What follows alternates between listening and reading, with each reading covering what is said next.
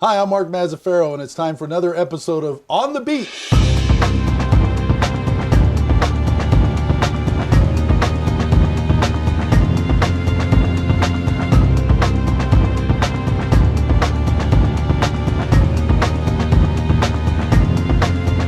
And with us, as always, on the beat is Vacaville Police Chief John Carli. John, thank you for being here today. Thanks for having me again.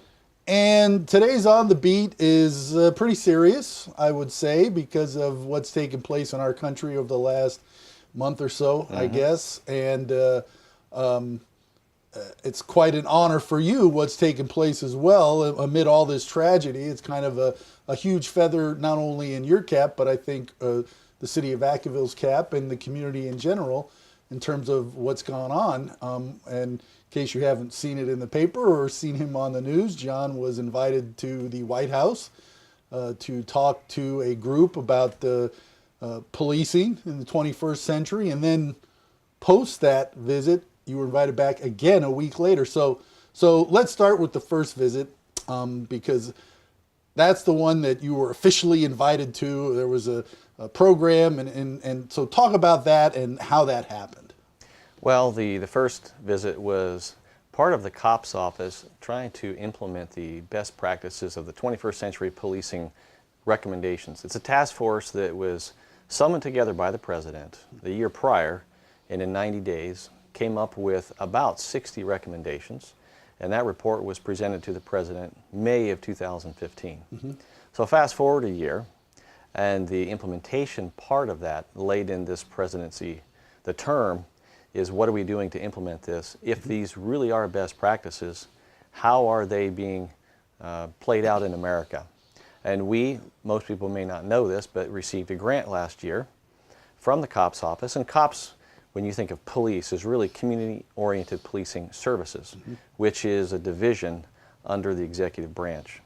So that money comes to Vacaville, and earlier this year, we made best use of it when we started our community response unit. Right. For quality of life, not just crime, but outcomes for how to better a community. And is that why you were invited to this big powwow that was held last month, or had that been planned for a while? Or? Well, in early June, a series of briefings were presented for law enforcement leaders around the country. Clearly, Vacaville and myself, being the chief, were invited as a participant to look at the best practices and how we can ensure that we're following that. When you think that the money comes from COPS and it's coming from the President's task force report. And so that is the invitation that I had planned in June to attend. So the day after July 4th, I hopped on a plane and headed to Washington to the White House for this half-day briefing. So you showed me the executive summary and some of the points that were covered, and you know it was interesting and intriguing in that we're doing all those things. You know, I mean, it was like right down the line all the things that have been implemented in the last couple of years and even before. So why don't you kind of quickly go over what those six ideas are that are part of this package? Well, first and foremost, building trust and legitimacy. When you think about policing, not just law enforcement, it only occurs if there is public trust. And that trust is transferred into our ability to influence compliance, to have a society believe in the authority, a land of rules and laws. So without it, that's the foundation, that's the structure. Right. Clearly there's the idea of where we can better the profession in wellness and the issue of the health of the officer and the profession, training. Those are all areas. Social media, in other words, how do we engage in community policing? Right. How do we problem solve and fight crime? So when you look at these recommendations, they're compressed into these 6 pillars. So those recommendations can then be looked at by the agency. Right. So we do a lot of those. There's the ones that we're most notable for, and that is we have been using body-worn cameras since 2009 as a department policy. Right, way ahead of the curve. Yeah. And that is one of the messages that I had promoted when I was back there on my first visit, when the agenda was to really look at some things that were really next steps, best practices. If you can employ best practices and you can replicate that, you can better a profession. So the second piece to that was really our engagement with the community, which we kicked off. And we've talked about this on these episodes of community engagement through social media. The fact that people have a voice, and when people have a voice, they feel like they've been heard. Whether it's a comment that they believe is right or wrong about the department or about a particular incident, their voice is included. Right. So those are very, very well-known best practices, and those are only a few, but those are the ones that were clearly part of the subject. And it's great that that we're doing all these things, and it's kind of we're fortunate here because you know, our police department has a great reputation in the community, and there's lots of support for the efforts of all our public safety folks, you know. So that, I don't want to say it makes your job easier, but it certainly allows you to do a lot more outreach, and there's already a level of trust, and now these just help you build more trust in the community. Well, absolutely, because, you know, the steps to community policing, really there has to be that engagement, but there has to be that trust. And so where do you start? You can force your way into policing through enforcing of laws. The law enforcement side of what we do is simply one tool. When you think of all that we do, it's much bigger than that. Yeah. Well, it's crazy the kind of stuff that you guys handle. You know, it's not just these huge crimes, it's all kinds of social issues. The homeless issue, you know, that's part of what crew does. You know, quality of life stuff is a big part of what the PD does now. Let's face it. So imagine when we receive funding through the COPS grant program, and it's directly to help the homeless quality of life issues of a community, and not simply to take federal dollars because we have high crime. Right, right. So the question sometimes is why Vacaville? And I respond, well, why not Vacaville? Because Vacaville is an example of a community with years and years of best practices of doing things right. It's like any place. There's no place of perfection, but there's so many areas that we really lead the way that's not even talked about in this. We've talked before about our youth services programs and our clinical services programs and what we do in the schools that go a long way to making a safe community, one where there's trust. Right, and the idea that we're going to wait till it's a massive problem to start sending money their way. You know, I mean, we heard that, I've been here 10 years, we've heard that so many times. Well, you don't have this problem yet, so you don't get any funding. Well, if you gave us a little funding now, it will prevent this problem from ever happening, or certainly keep it manageable, you know. So, you know, spend a dime now versus spend a dollar later, right? So, and that's absolutely true. So when you think about trying to hit the highlights, this is what the implementation program looks like based upon the recommendations. Look, all politics aside, the task force report recommendation is something that's being embraced across this country. Right. I've been reviewing it over the last year, looking internally, and so this really is trying to say we need real steps in looking at best practices, and so leaders are being brought together. Right. That's what occurred on July 6th. And unfortunately, it was also a week that saw a series of very, very tragic events. The ambushes of police officers, two very significant and emotional events where use of deadly force involving police encounters across America. We saw up in Minnesota and down in Baton Rouge, Louisiana. And so you create a very emotional response knowing that we've experienced concerns since Ferguson and various places around the country, concerns whether or not police in America use of force is appropriate or not, and if there's issues with race relations with black America, Right. with inner city America. And what's the problem? And what we've seen is a kind of this introspective look at policing as being the problem, and yet there's a much bigger story to tell. But that's where it really kicked off in the week of July 6th, that Wednesday. So in this room, you're sitting there with quite a few fairly important, significant people. The president is there, I'm guessing, Yes. right? It was a 4-hour plus meeting. Is this I mean, how did that feel? I mean, that must have felt pretty great. I mean, I got to tell you, when I was the closest I've ever been to a sitting president, I was a 10-year-old in Ohio, and Richard Nixon drove by in a limo. and everybody had pulled over because they knew here. And he drove by and he waved, and that's as close as I've ever been to a president. I sure haven't been in the same room with him. That must have been pretty awesome.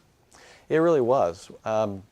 Many people who know the story know that the day before that meeting, which was July 13, there had been a series of conference calls, including one over the weekend to the White House and other leaders, looking at the concerns that were really unfolding and almost this emergent need to not only react, but to come up with solutions so that this doesn't get worse rather quickly, because it was already deteriorating. Right. There was no doubt those of us across the country were sensing an urgent need to respond. So the day before, it was a Tuesday morning, the email comes in that says, "Can you meet with the president tomorrow?" Well, you don't normally get that kind of email, and I had recalled that over the weekend, one conference call, I happened to share that if I were advising the president, here's some things that I would say. So it was quite surprising when I got that email, and after some careful consideration, very short deliberation on that, I called and I confirmed, yes, I'll meet with the president tomorrow. Sure. So I had no other details other than there was some information that was very confidential at the time, but wanted to hear from me whatever I represented. And so it was a very interesting time. There was about 33 of us that were invited. There was a few other officials from White House staff, but a very diverse group when you look at who all was in the room. So you have this meeting on one Wednesday. A week later, you're back at the White House, and now it's I would say almost a critical situation, and people are trying to come up with some resolution or solution. So, and I don't want to put you on the spot. So what's the solution, John? Were there any real solid ideas that people said, here's something we can embrace? Or did we kind of stick to these 6 other principles that were talked about a week earlier? What happened? Well, considering that what was represented was governors, mayor from Los Angeles, large city police chief, so when you think of Los Angeles, they were represented, the International Police Chiefs Association president. So the representation of law enforcement was there, but there were also representatives from Black Lives Matter and from the NAACP, Right.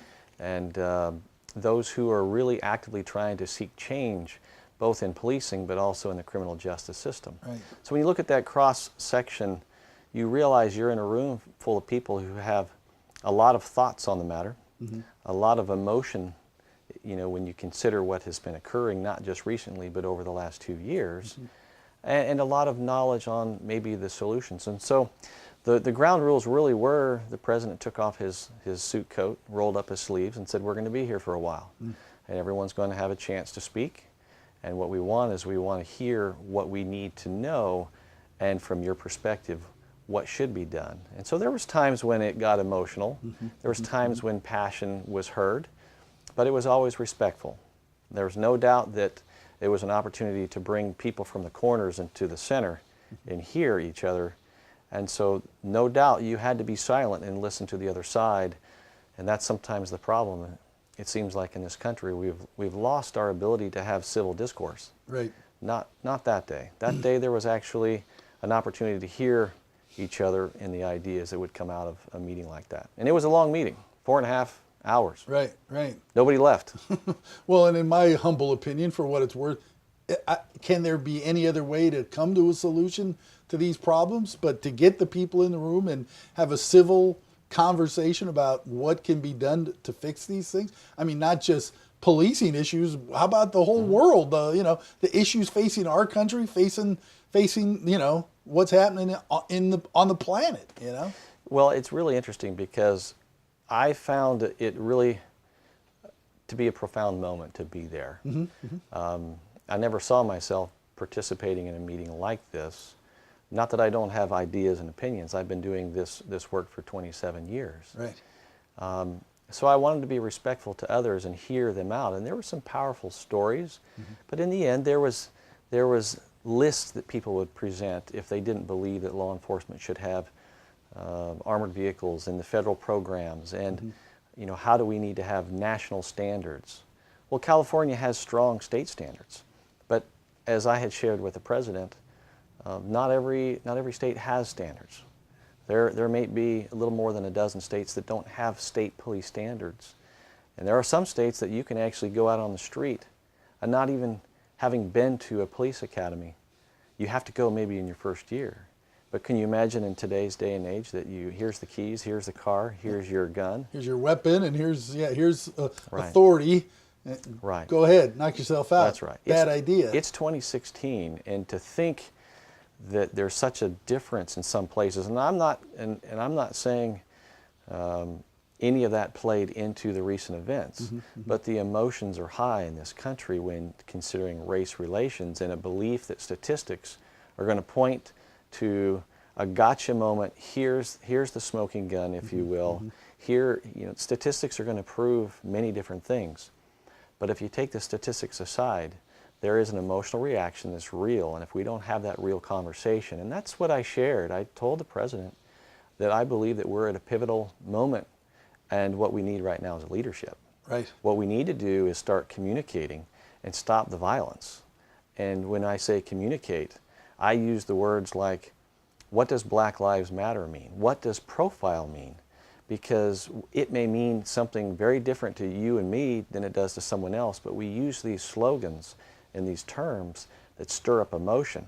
And we see it, and there's culpability in the media and in social media and in our own lives, because we look at this and we want to say that law enforcement is biased as a whole. The week prior, we had a whole hour discussing how everyone's biased. The person presenting is a professor from the South, and he said, "You're biased." He goes, "I'm biased." He goes, "The president's biased." Everyone's biased. Sure. And so the lenses we look through, whether it's politics, religion, our family upbringing, are having an effect where facts don't always matter. And what we're seeing is one of the takeaways was a call to saying we need fair and impartial investigations, but we need space and time.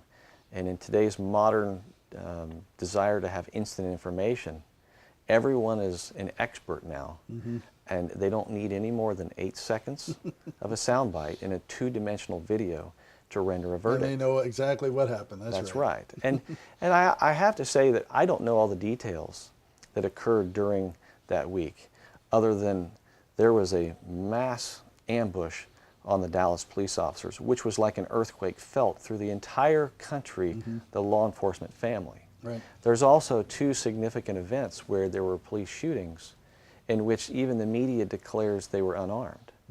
And these aren't necessarily full stories. Right. Because in those cases, they may have been armed because they had guns. But we're not really having the full conversation. And that's one of the things that really came out of this, is we have to have the whole conversation, not just look at what's right or wrong with the criminal justice system. I know, but can we have the whole conversation anymore? I mean, let's face it. Most people are more interested in playing Pokemon Go than watching a city council meeting or reading an article in a newspaper, I mean, if it's not right here, and 8 seconds is their limit. I guess that's the challenge, isn't it? That's part of why you guys have had these meetings to figure this solution out. Well, there's no question that the level of standards and training was one of the pillars. And in my perspective, also representing the California Police Chiefs Association, is we have high standards and we have a high degree of training and expectation of a profession. The idea that we're calling on police to do so much, I believe, and California promotes that it's a profession, and that doesn't necessarily mean everyone across the country is seeing it the same way. Right, and I think that's a question, and you mentioned it a few seconds ago. My first thought was, did these guys get the right training? Did they get any training? I mean, I don't know. I wasn't there. I don't know the circumstances, but I think a lot of people in the back of their mind are going to say, wow, it just doesn't jive with what happens here or what happens in a lot of places or normal situations.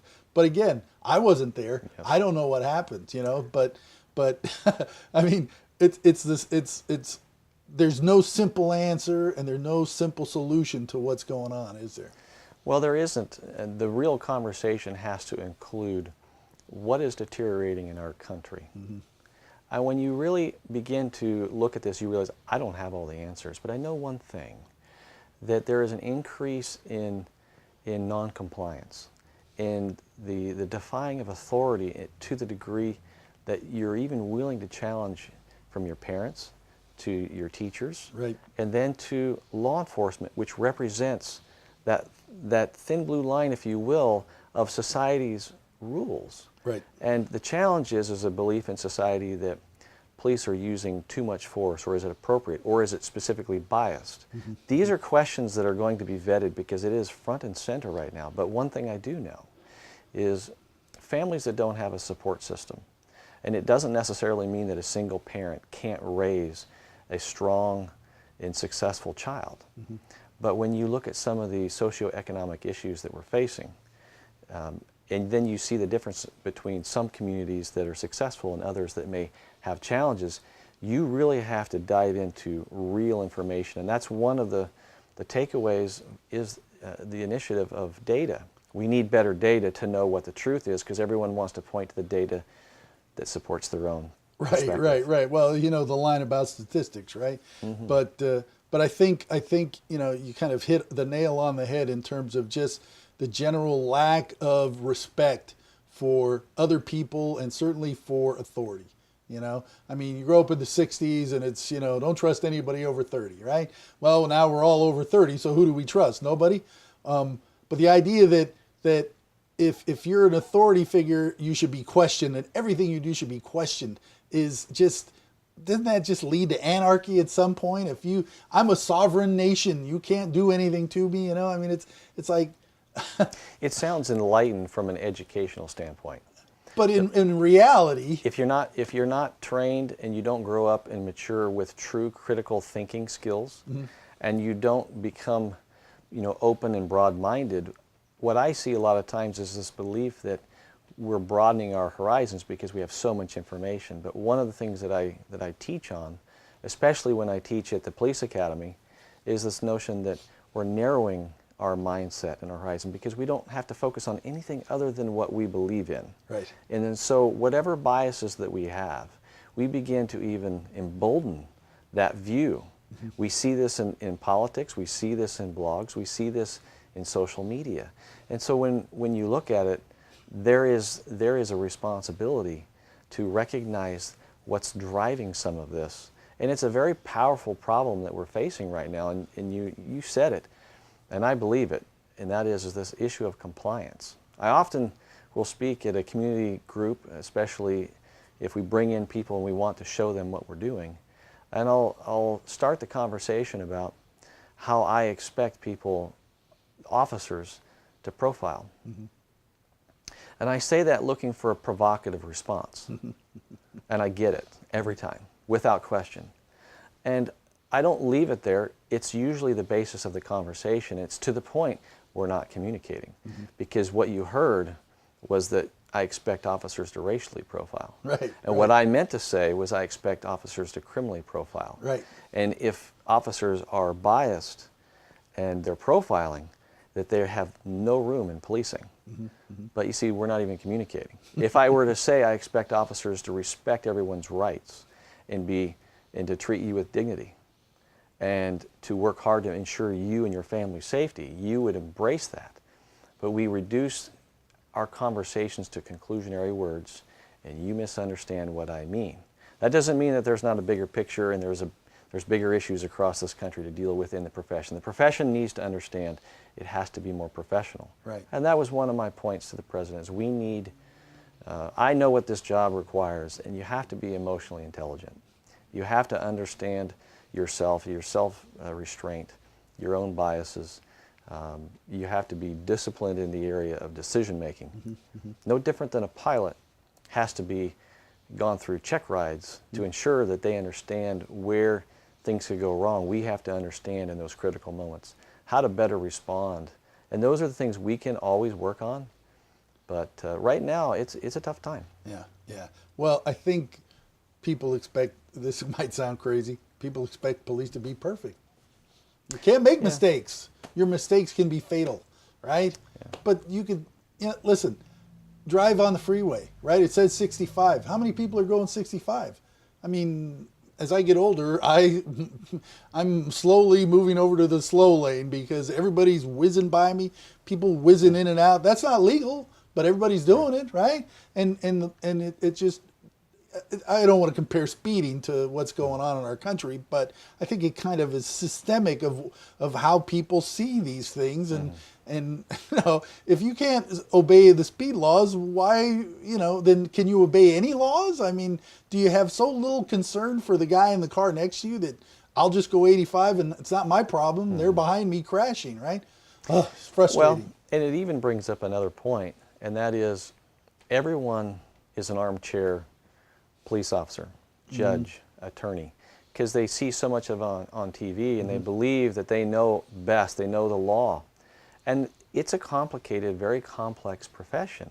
And the things that you think that you would know or do aren't necessarily actually what occurs every day. Right. The number of officers, you know, there's a protest in the Bay Area because of a sense of we need to listen to people who believe that there's a social injustice and a criminal injustice within the system.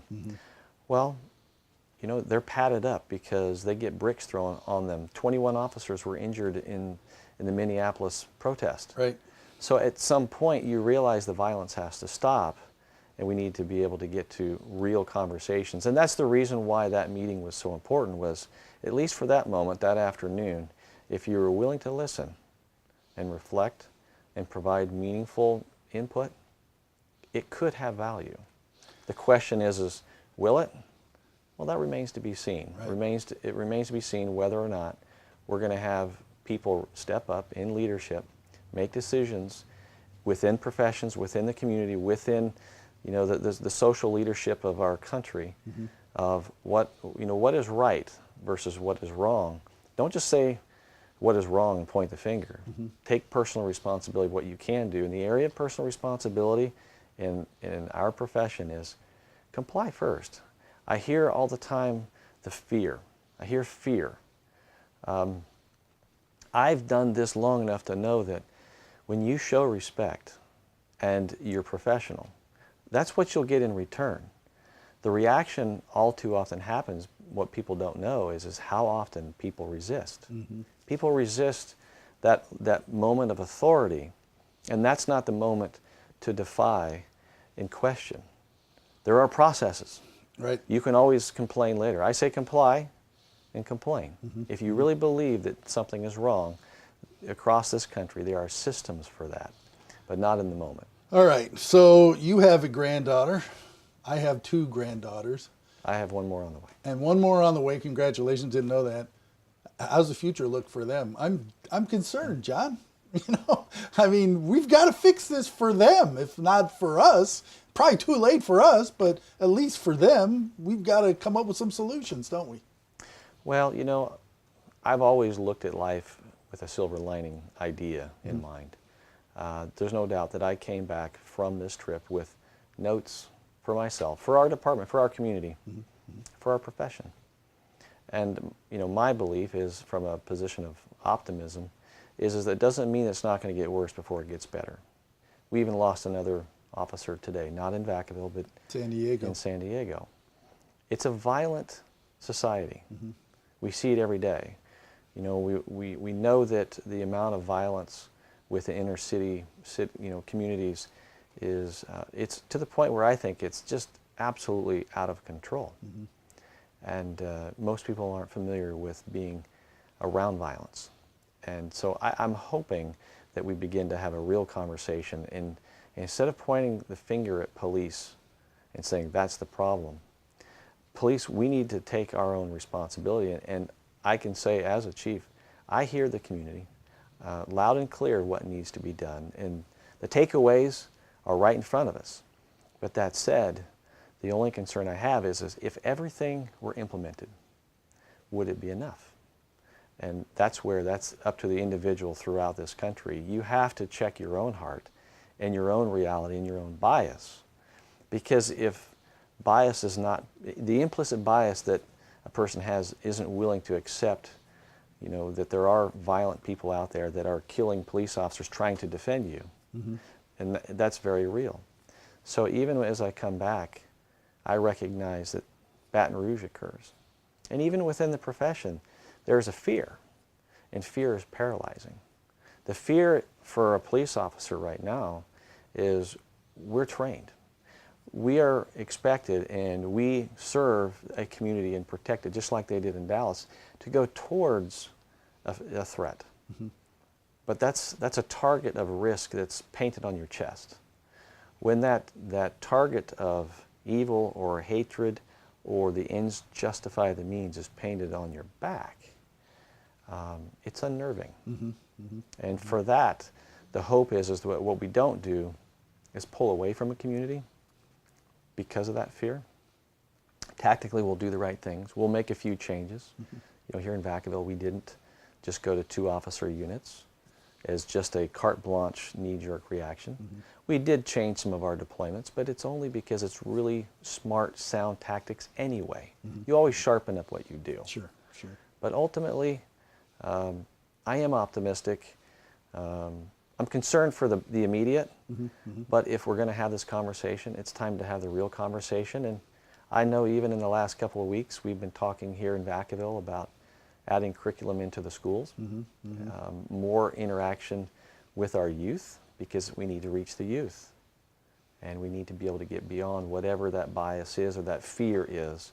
And that's the part that I believe Vacaville is an example of success. Yeah, and you're right. I'm a huge advocate for starting when they're a lot younger than, I mean, by the time you're an 18-year-old gangbanger, it's almost too late. Yeah. So the sooner you can get in there, the better. You know, it's interesting. I'm going to show you something. We had an officer go back to both of the funerals. And, you know, challenge coins are very common. Mm-hmm, mm-hmm. And when you think of a challenge coin, this is a challenge coin from the mayor down in Baton Rouge, because we sent an officer who used to work there, and knew all 3 of the officers from East Baton Rouge Parish. One of them was a shift partner and his field training officer. So when you think about the unity of communities, it reaches across the country the moment it occurs. Mm-hmm. And so when I think about what we can do is instead of you know, we can have that righteous anger at times, but beyond that, then we have to start making decisions about what we're going to do and what's our action plan. And the profession itself has plenty to do, but as a society, we all have to look inwardly and say, what's our responsibility in all that's going on? Right. And the support system we have for our youth, and the attitude we have towards police. Mm-hmm. And work together so that it doesn't get worse. Well, I think, like I said, starting in school and starting the younger the better is the best approach, to maybe the smartest and the way to go, in my humble opinion. Again, what do I know, right? But again, we're back to the spend a dime now or spend a dollar later theory, that somebody needs to teach somebody respect. Right? That's right. And it really is. It comes down to every day, you know, what are we teaching our children about authority, about a society that's founded on rules and laws. Mm-hmm. Look, you know, the whole idea is when you hear the terms that are slogans, when everything's reduced to a slogan and then the antithesis of one slogan is another slogan, and all it does is rile emotion. Mm-hmm, mm-hmm. So why do we do that? The bottom line is why don't we teach respect? Clearly, there is always the outcome that there could be wrongs, but don't judge everything across the country with a broad brush. Yeah. And if we're not careful, we won't get out from underneath this unless we can look at this in ways, you know, to improve our lives and not focus on everything that's wrong, every moment that's wrong, every police shooting that is in the news that's sensationalized without the facts. Mm-hmm, mm-hmm. You know, forget the facts, because everyone sometimes has opinions based upon no experience. Right. It's a very, very difficult job to do, and I'll often say that the notion of a guardian and a warrior, it's both. Mm-hmm. It's the full image of policing. We don't always operate in that warrior mindset. It's very little. Mm-hmm, mm-hmm. But in that moment, as we've seen recently, a safe society requires that to be in the police profession. But everything in between, is all the ills of society. I didn't realize in the late 80s that I would have to be a mental health professional, that I would be a counselor, you know, I would be a mentor, I would be an educator. All the things, you know, when you think of who are you going to call? Well, you call the police, because the police are working 24/7. Right. So that's a challenge, but I think the conversation is front and center right now. Great. Well, listen, congratulations to you for, first of all, the first trip, and then being invited back to meet the president again with some very powerful people in our country. Like I said at the outset, it's clearly a sign that what we're doing in Vacaville is the right direction.